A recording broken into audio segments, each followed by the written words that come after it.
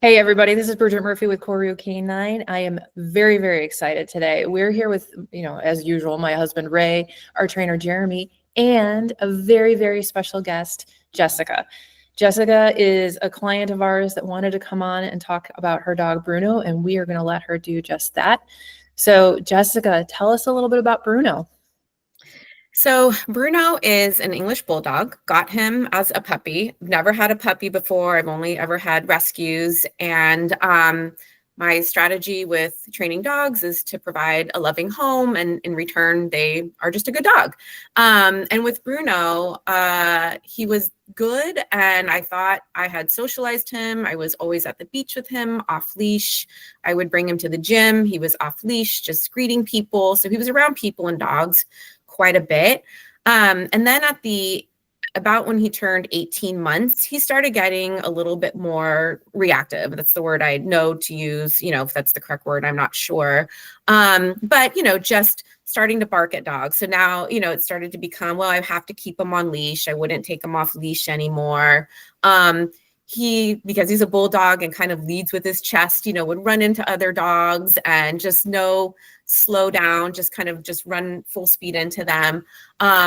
And as time went on, like over about a 4 or 5 month period, it started increasingly getting worse. Like people would come to the house and he would bark. It started to become like a very scary bark. He looked scary, just like at the door barking, that sort of thing.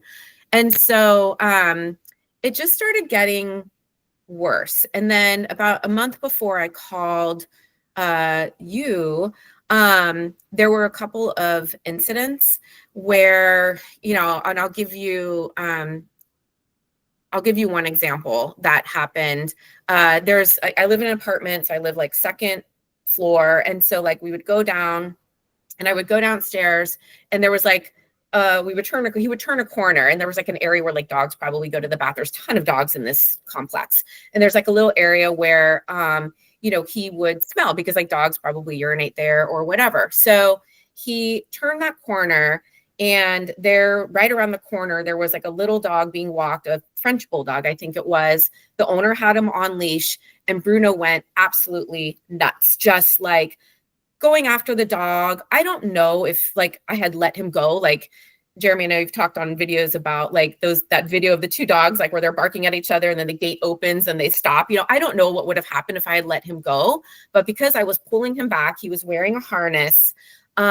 He was just going absolutely berserk. The dog was pretty calm. The owner was super calm. And just to kind of like give you an understanding of, he's 50 pounds. I'm very small. I'm 112 pounds. I was wearing my slides. And so he was pulling me like out of my slides. And I was very scared because I thought if I fall, if he pulls me all the way out, and I was sliding forward, and if Bruno does go after this guy, the guy had a baby in his Bjorn, like I could just see this whole thing playing out. And I was really, really scared.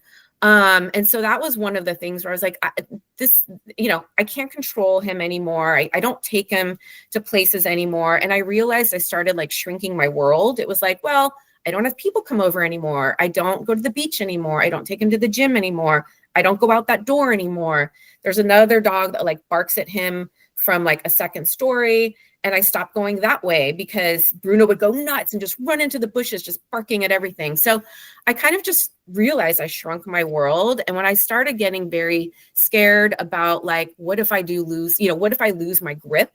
And I was holding on for dear life. Like I'm very strong. I'm a boxer, so I know how to plant myself. I know how to base myself. And I was using everything I could to hold him back.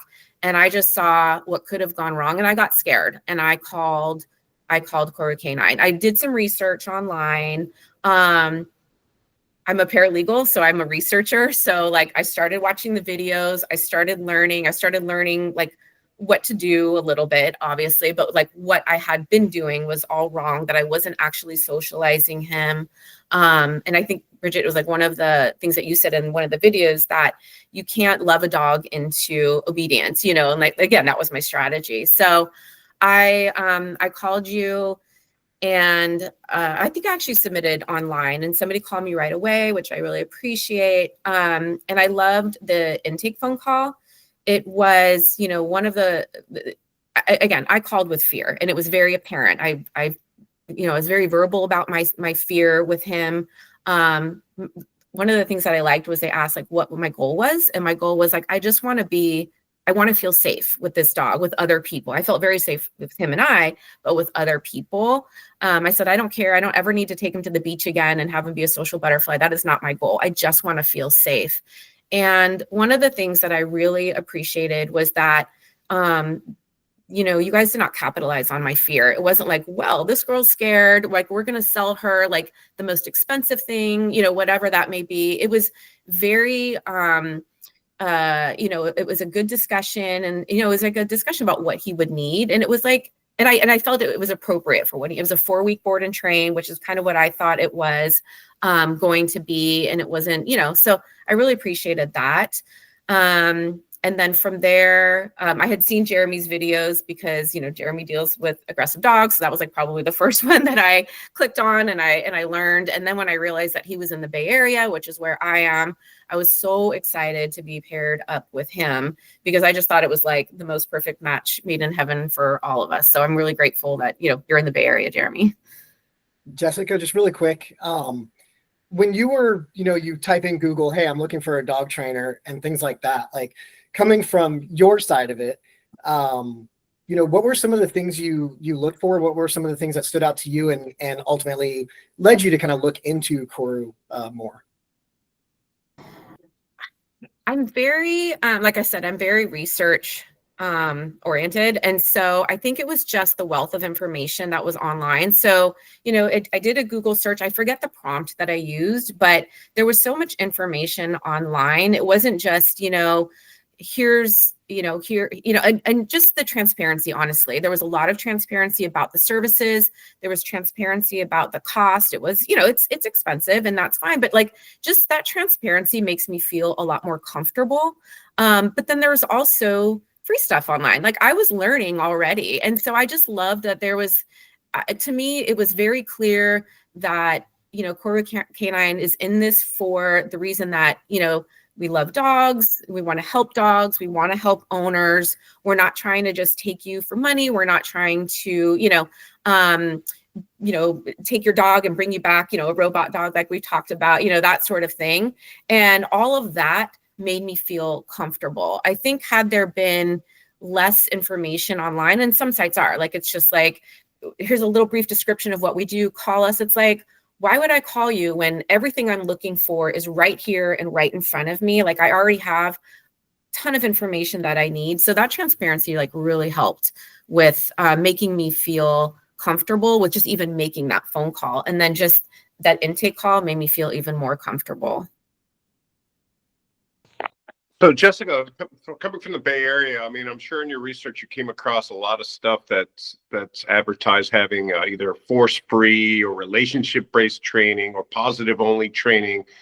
When you saw that, did you notice a stark difference between what we were offering and what they were telling on their sites? And did that throw you for a loop at all as far as deciding to go with a balanced dog trainer?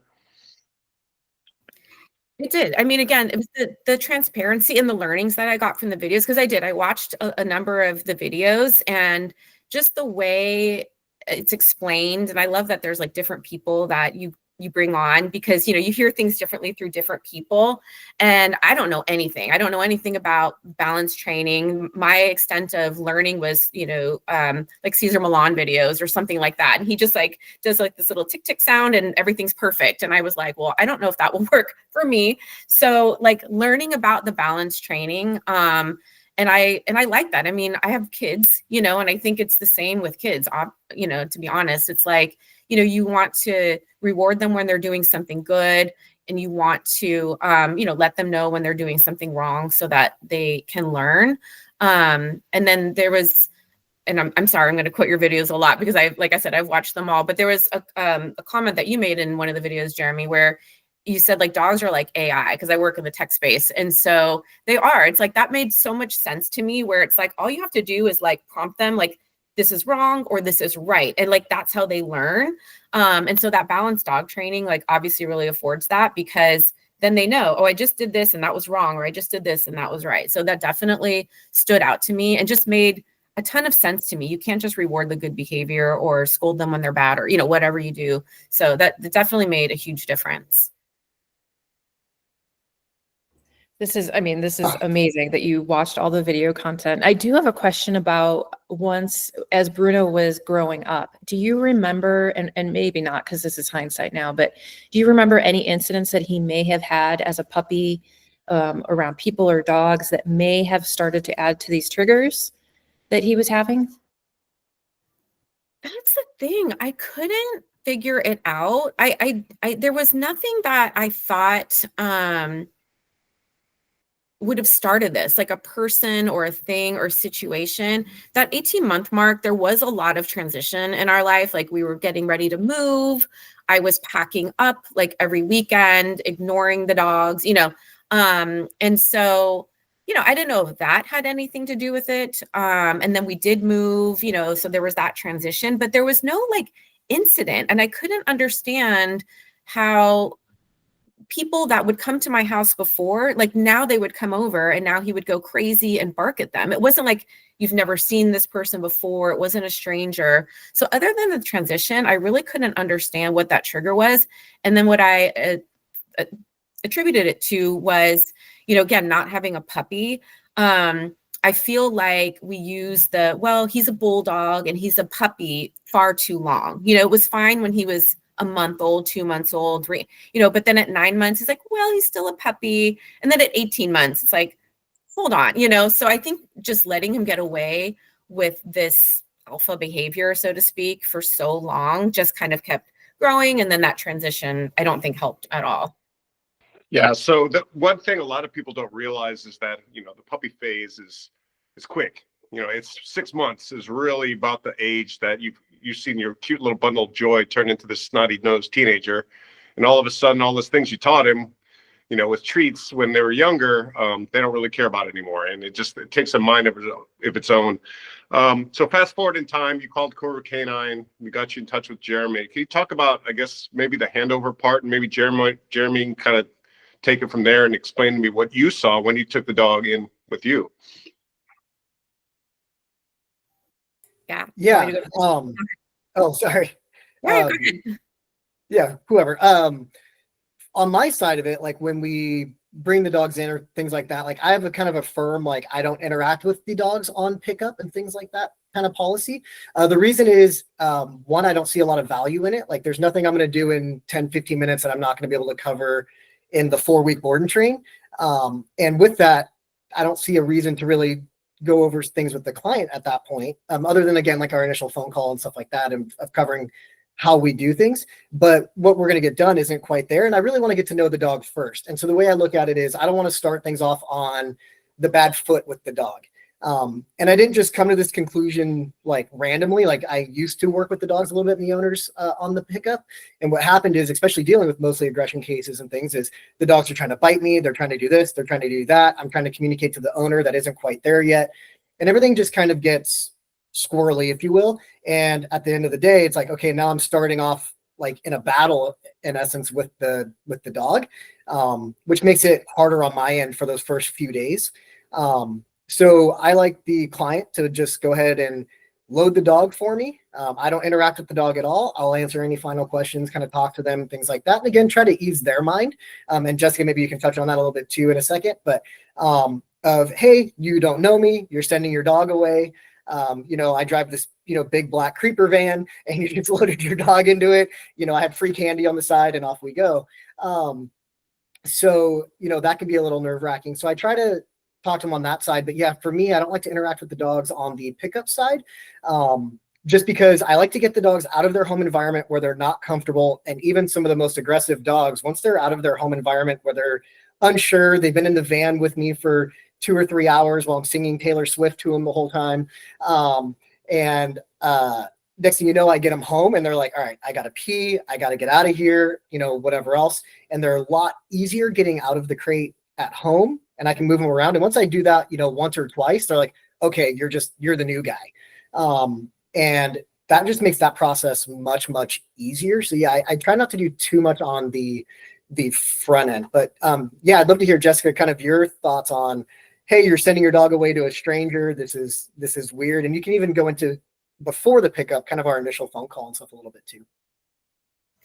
Yeah, absolutely. So yeah, Jeremy and I spoke on the phone, which was great because then we were able to talk, at leisure about, again, my goals, the needs, his behaviors. Jeremy asked me questions, that sort of thing. So we weren't doing that, while Bruno was there. And Jeremy had told me like, I have this handoff thing, that sort of thing. So all of that made sense. And, again, I was able to like kind of freely have this conversation with Jeremy as opposed to like trying to manage Bruno and all of that. And then when Jeremy came, I mean, I'll be honest, I absolutely hated it. It had nothing to do with trust. I mean, again, I was very lucky that Jeremy had made a couple of videos and I had watched them. So I felt like I knew him. And I felt very comfortable with him. I felt very comfortable with the process, but just as like a dog mom, I absolutely hated it. I cried. I did not want to do it. And it was like, I literally like went into the, back of Jeremy's van and put Bruno in and closed the crate and off they went. And I was just for 4 weeks, it was like, does he think I just gave him away? Does he, and I don't know what dogs think or if they even think like that, but that was the part that I hated the most. And I definitely cried.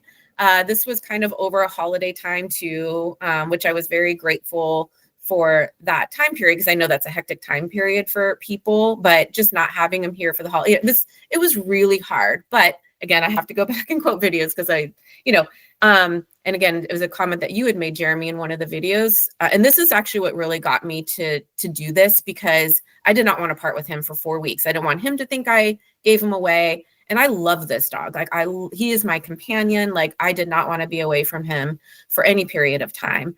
And, now he's 2 years old. And in the video, Jeremy, you had mentioned like, you kind of, and I'm paraphrasing, but like you kind of, send your dog for a board and train for a time period. In this case, it was 4 weeks, but your dog's going to live until they're 10 years old or 15 years old. And then you get to like reap the benefits of that for 8 years or 12 years, whatever it is. And so that initial investment. And so but I had to like remind myself of that literally every day. It's an investment. I'm going to, reap the rewards of it, when he comes back. And then now that he is back and just seeing how easy it is, it's like, oh my gosh, that 4-week period was nothing compared to the joy and the ease.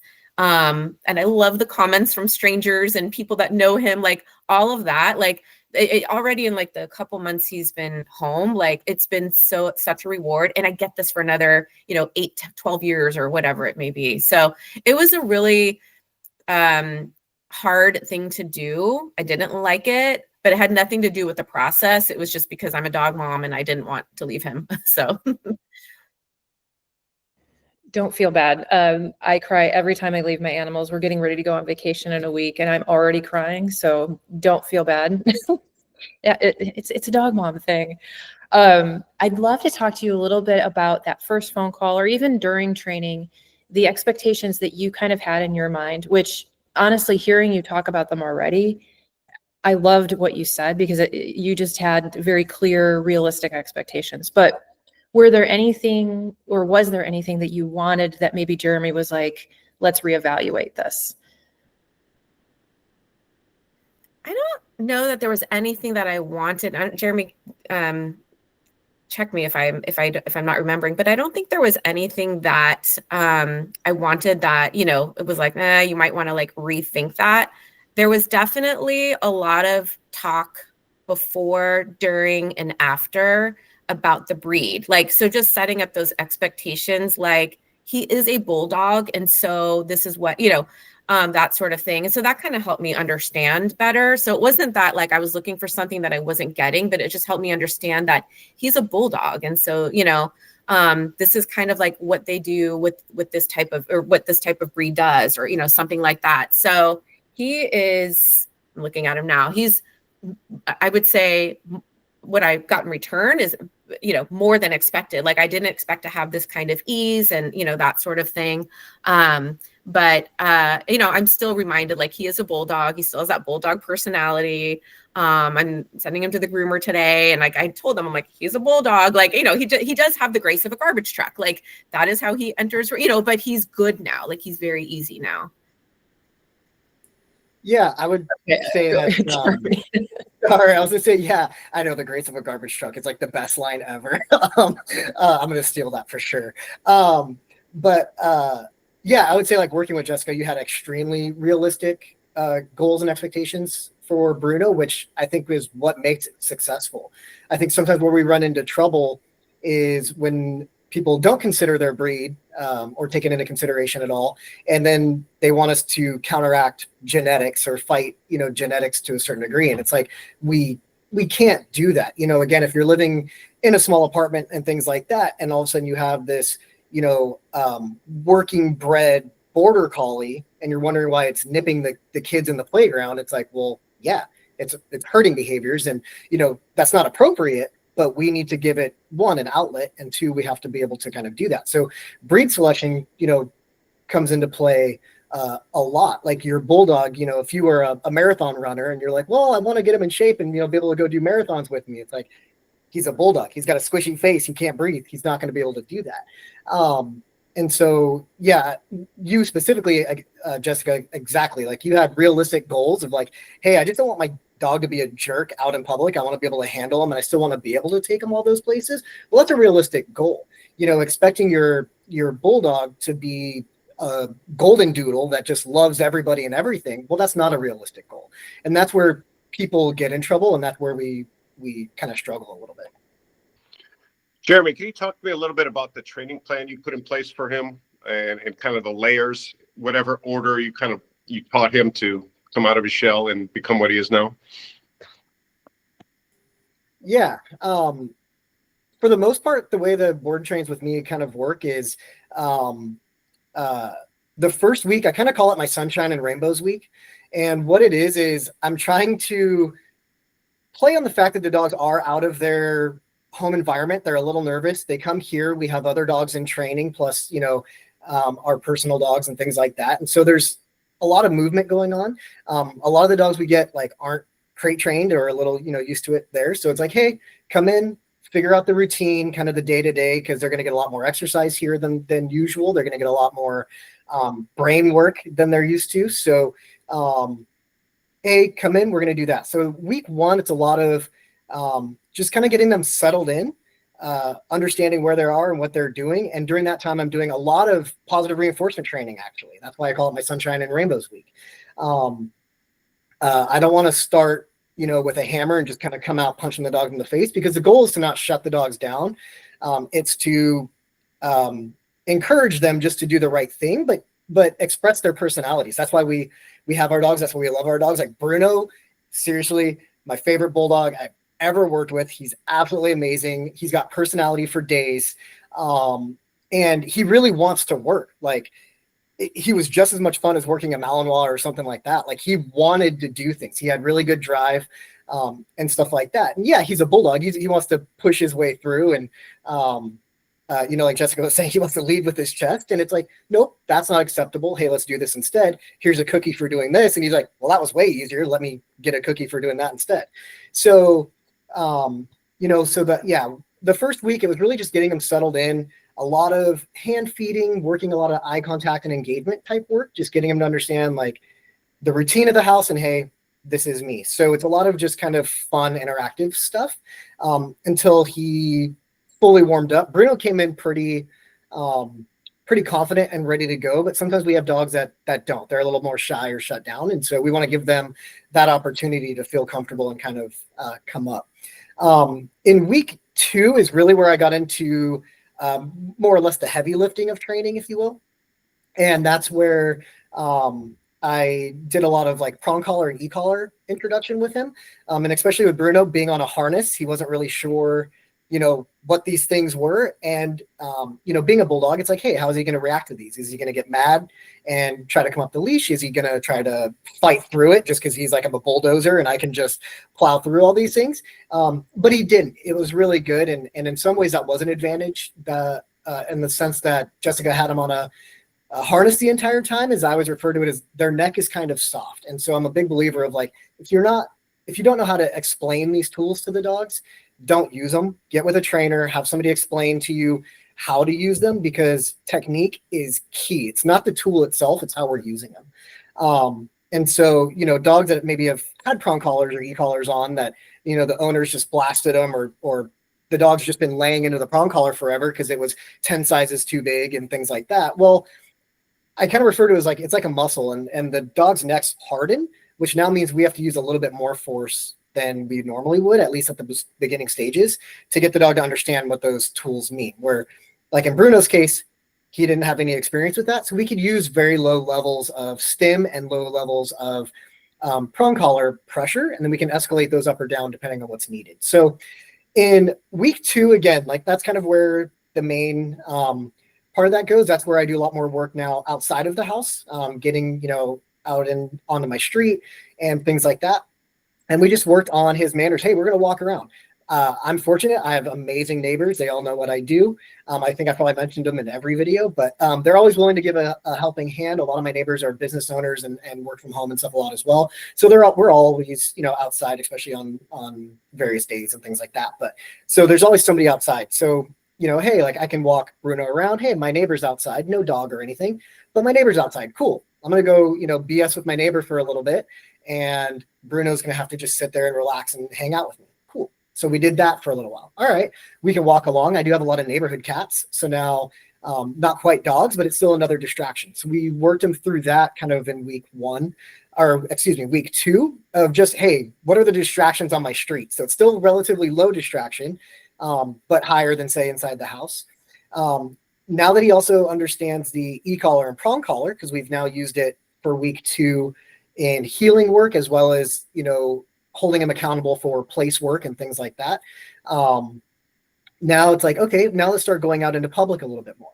So now I can start getting him into, say, public parks. Well, I live in Chico, and kind of knowing Chico area, if I go to, Wildwood Park at 10 a.m., it's pretty quiet. You have like, the soccer moms walking the track, and you've got, kind of that stuff going on. And you do have like the random old ladies with their dogs and things like that.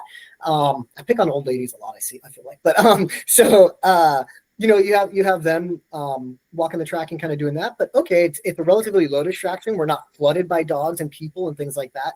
And so I can now work him in a very different environment, and we can work proximity to some of those dogs. The other thing we do, and we actually do this in week 2 as well, that I didn't mention, is once the dogs have a good understanding, I start pairing them and like with Bruno. The first thing I do is I don't just put the dogs with any random dog, especially a dog that we're not sure, is it real aggression or is it reactivity? How bad is this going to be, and how hard is the dog going to be to reel in? So the first thing we do, and again, this goes back to week 2, is we start them out with, I say we, so Jasmine, my other half, she's a trainer with me, and we do a lot of this together. We start with one of our dogs. So Jasmine will usually grab one of our personal dogs. Usually it's our Dutch Shepherd. And our dogs have kind of been raised doing this. And so, if Bruno was reacting to our dog's just going to kind of roll its eyes and look at us like, oh, here we go again. It's another one. But they're not going to react at all. So that, one, they're not feeding into the aggression or reactive dog. And 2, it gives us a chance to now fully hone in on what is going on with the client dog at the time. So like with Bruno, it's like, hey, let's work him with Tundra. She's our Dutch Shepherd. And it's like, yeah, let's work him with her and see kind of what's that. Now with that, I would say a lot of trainers have our good trusty dogs that are also a tell for us. And so for me, like I know Tundra like the back of my hand. So if Tundra is, looking at Bruno, for example, and is like, screw that dog, that thing's scary. Well, then I know his intent. I know he's actually a pretty serious, legit dog. Even if he's lunging and going crazy at her and she's like, yay, and still like wants to play and do things, I'm like, okay, he's trying to bluff, which also gives us a little hint into like Bruno's mindset of like what he's doing.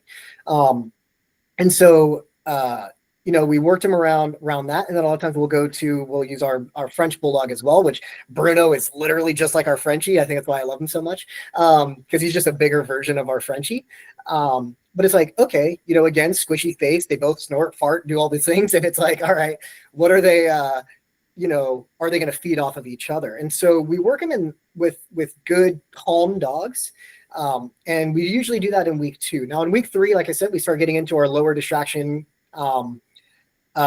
field trips and things like that. But I'm also going to start escalating things at home. So the advantage of the board and train is we do have access to a lot of different dogs because we have dogs in training. So I can start now working them with other dogs that are maybe more advanced in the training, in their process and things like that, and see how they work. Hey, he's not reacting to that dog. You know, I've got big dogs, small dogs, you know, everything in between, fluffy dogs, bald dogs, whatever it may be. So, hey, is he reacting to that? No. Okay. Now we can start escalating a little bit more. Like, hey, all right, like Bruno's a bulldog and he doesn't really want to back down from a fight. So it's like, all right, now let's put him with maybe another bully breed, pit bull or you know, Frenchie bulldog or something like that we have in training, that maybe they're both kind of butt heads, but throughout the process we've got a decent handle on them.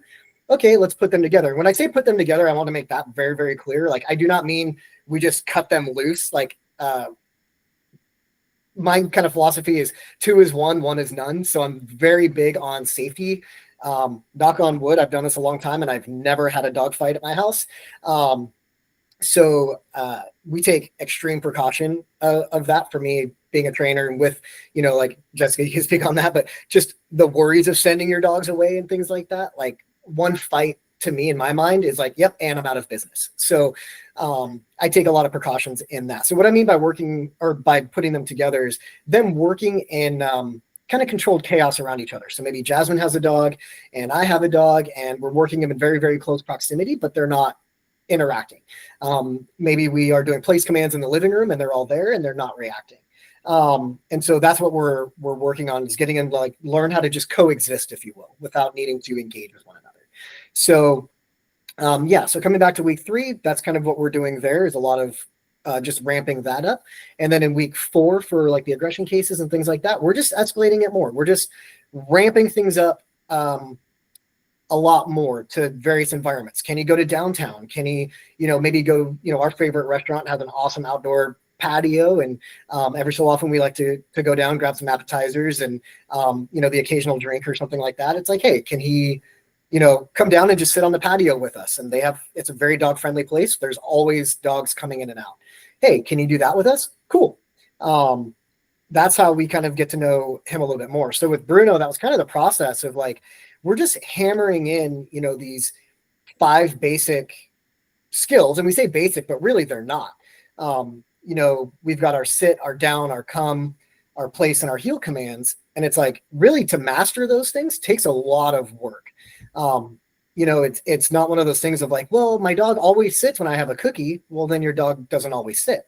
And so that's what we have to work on, you know, and being able to work like Bruno in public. What I like about that is we run into the scenarios kind of what Jessica's running into. Hey, we turned a corner and now there's somebody there with a dog. All right, well, that's startling. Sometimes it startles me, right?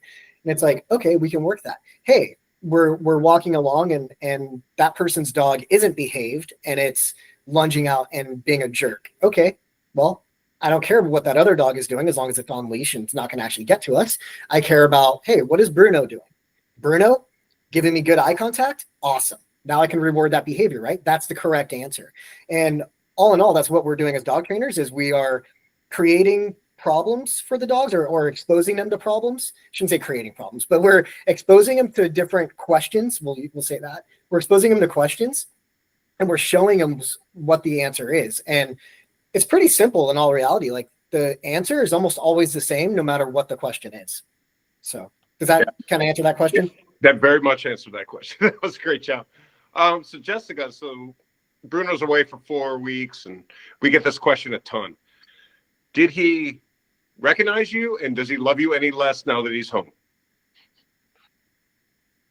Oh, that reunion was so wonderful. Yes, he recognized me. Yeah, so when Jeremy brought him back, you know, we spent some time talking, just the 2 of us. And he was like showing me the prong collar and the e-collar, and we were going over, just things. And then we went down to get Bruno out of the van, and Jeremy's like, oh, I'm going to get him dressed, put the prong collar on, the e-collar on. And then we were going to work, right? So I was going to get trained, but I was like, can I just pet him, please? And Jeremy's like, yes, like have your reunion. And yeah, as soon as he got out of the van, I mean, I think he probably maybe even recognized the surroundings. And I still remember he like turned, and it was just like love at first sight or second sight or whatever you want to call it. So he was so happy. It was like, it was like at that point, like no time had passed. So, cause that was, it was definitely a question of mine on the intake call. Like, are they going to remember me? And, Jeremy sent me videos, of course, when he was gone. And there was like this one video where, Jeremy's giving him treats and Bruno's just looking at him, like getting the treats. And I sent it to my sister and I said, I'm crying here every day. Like I'm devastated without this dog. And I think Bruno would give me up for a dog treat. Like, I don't think he cares at all, and then he comes home and it was fine. So yeah, I was worried about it. And it was like back to a new normal, but back to normal in terms of like, there wasn't like any issue of like recognizing me or the surroundings or anything.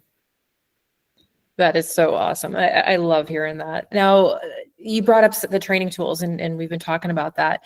Especially in the Bay Area, there is a lot of pushback on training tools. Did you have any hesitancy about using a prong or an e-collar with Bruno? Yes, I did not want to use them at all. I was going to do whatever you told me to do, but when I didn't like them at all. I don't know anything about this stuff. Especially the prong collar, I hated it. And I told Jeremy, I'm like, I hate this thing. I will do whatever you tell me to do. I'm a rule follower. Like, I'm not going to undo everything you did, but I hate it. And like, in my mind, the minute I could do away with those was going to be like my end goal. And he's wearing the e-collar now, just because like when I'm on calls, it's just easier. The prong collar stays at the front door. It goes on. I will never, ever walk without him. It's just so easy. It's wonderful, easy to put on.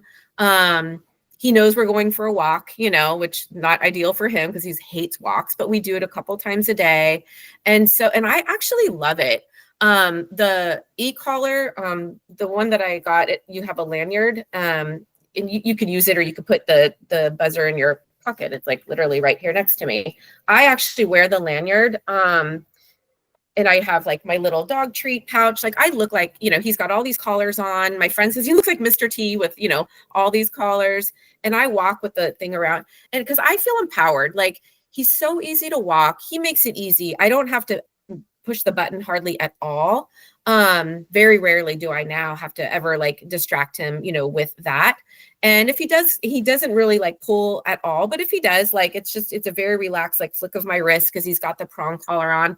I love it. And I think that with me feeling empowered and me feeling safe, I think that makes it easier for him too. And I do like, and I haven't had this issue yet, but I told Jeremy, like my biggest concern was if he's wearing this stuff and some dog approaches me, or approaches him, I should say, that, what do I do then? I can't pull him back because he's got all this stuff on. And we haven't had that issue, but when I do see dogs, like I was walking him the other day and there was a lady with a dog who was just totally pulling. And I was like, call Koru K9, I didn't say that, but I wanted to, and she saw me and I look like I'm training a dog. And so she kind of like walked away with that dog. And I was like, good. So I feel really empowered. And I think that helps him. I feel, and if I see people that just like want to, some people just want to come up and like, just like throw their face in your dog.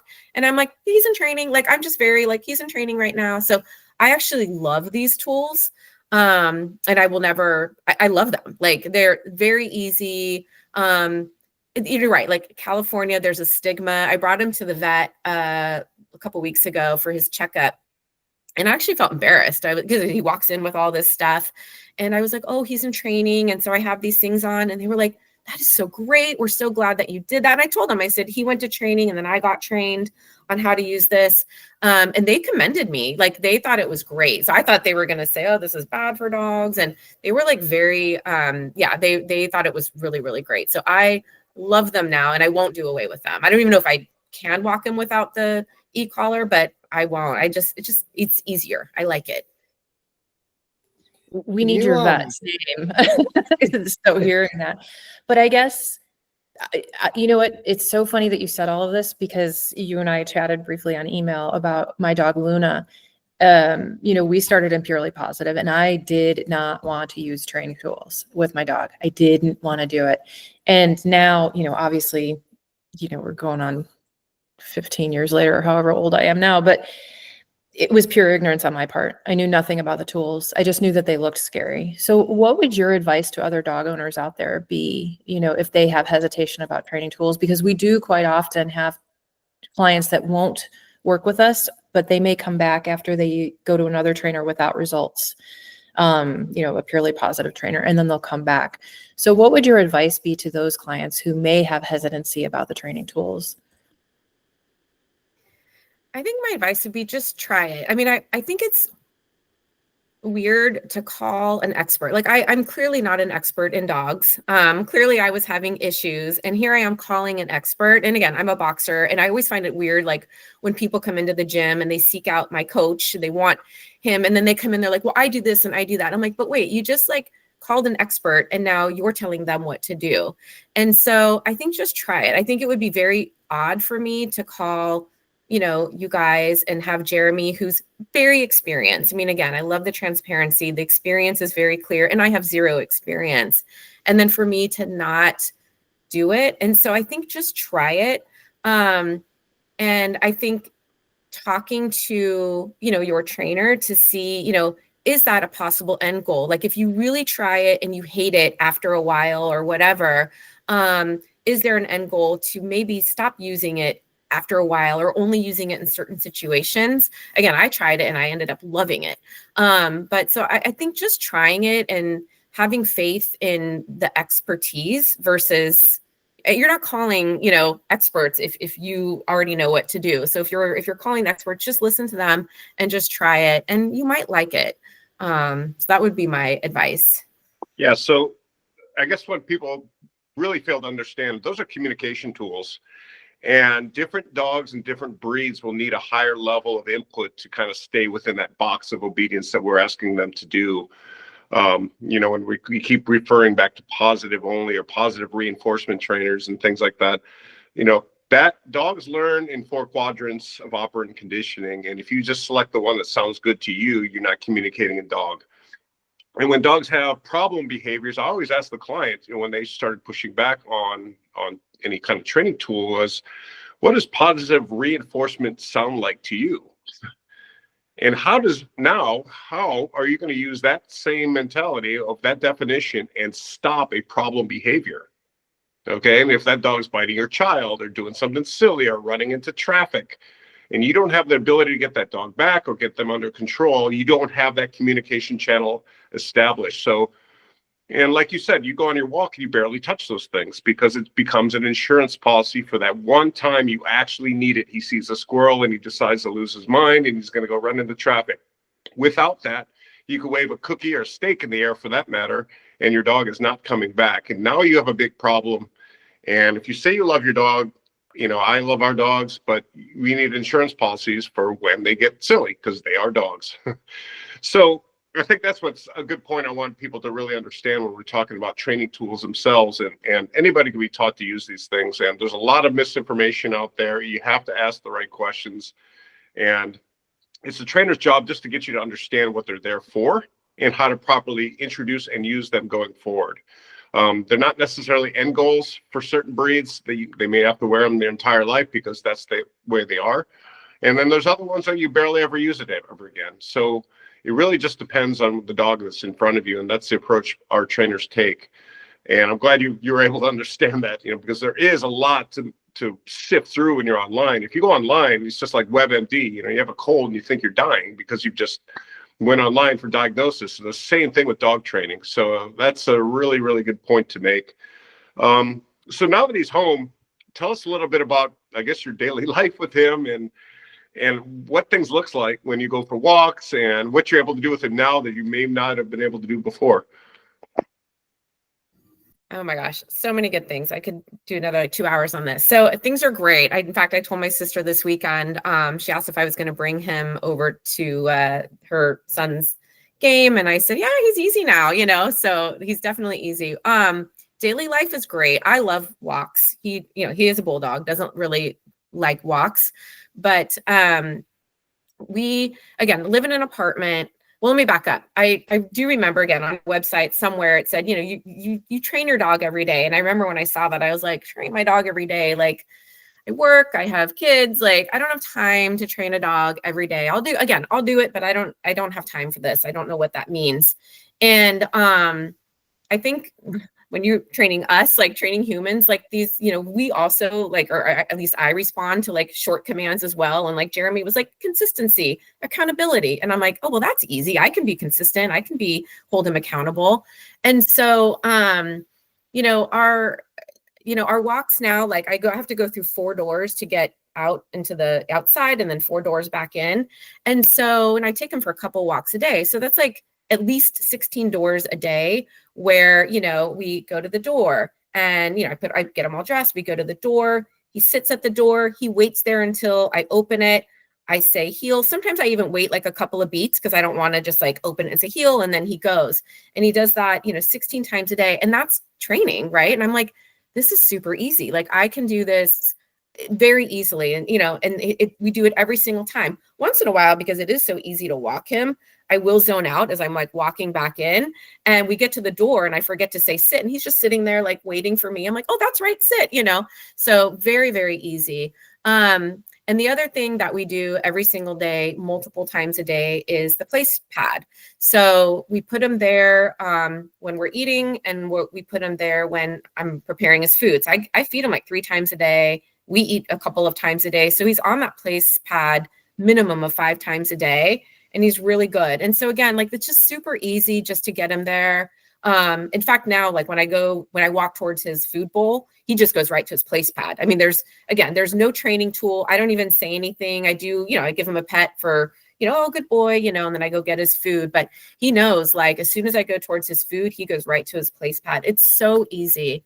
And then I wanted to share an example with you, kind of going back to that initial example before I called you, like when I was really, really scared and I, holding on for dear life. A month ago, I was going to go downstairs to barbecue. We have a shared barbecue and there's tables and chairs. And, I just kind of wanted to bring him down there, just kind of to get used to sitting there. Like if I were to bring him to a restaurant or something.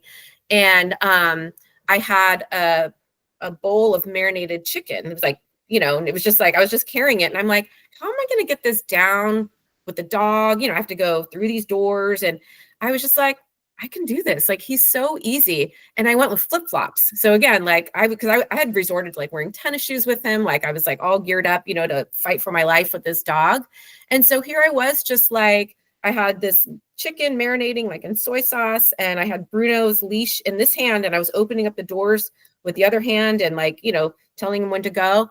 And it was like so easy. And it was like, I could, like that one almost like made me cry. And I think, Jeremy, I can't remember if I texted you or that was one that I wanted to text you. Like I walked downstairs in flip-flops and I barbecued with them and I carried like this bowl of chicken. And it's just, again, going back to feeling empowered, because like you were saying, Ray, like those communication tools, I have the communication tools. I didn't need them. He just stayed with me. He doesn't pull, because if he had pulled, I would have dropped the chicken. I was in my flip-flops. We were down there barbecuing and just kind of sitting there watching the ducks in the water and, that sort of thing. And he's just sitting there just kind of like, great, this is wonderful. We're not walking. I love this even more. So it's so wonderful. So wonderful. Is he still laying next to you right now? He is. He's still snoring. Can we get a cameo out of him? You have Of course. Of course. We've been talking about this guy. Let's see him. Let's see. There he is. Typical bulldog stance right there. Yep. Sleep. Hello. Yeah. He's just he's not waking up. Snoring away. Oh, that's great.